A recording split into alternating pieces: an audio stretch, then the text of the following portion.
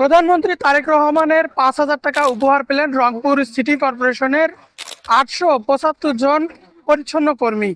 আজ রংপুর সিটি কর্পোরেশনের নবনিযুক্ত প্রশাসক মাহফুজুর নবী চৌধুরী ডন এই প্রধানমন্ত্রীর উপহার তুলে দিলেন পরিচ্ছন্ন কর্মীদের হাতে। গত বছর ঈদের আগে পরিচ্ছন্ন কর্মীরা এই বোনাসের দাবিতেই আন্দোলন করেছিল সিটি কর্পোরেশনে। এবার বোনাসের পাশাপাশি বাড়তি এই উপহার পেয়ে তারা অনেকটাই আনন্দিত এবং খুশি। তারা বলছেন কত আগে এরকম বোনাস তারা পাননি, এই প্রথমবার এতগুলো টাকা পেয়েছেন এই পরিচ্ছন্ন কর্মীরা।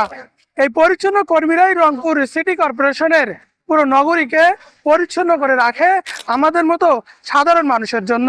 তাই তাদের এই উপহার পাওয়াটা অনেকটাই প্রাপ্য। ভালো থাক পরিচ্ছন্নতা কর্মীরা এবং পরিষ্কার পরিচ্ছন্নতায় থাকুক রংপুর সিটি কর্পোরেশন।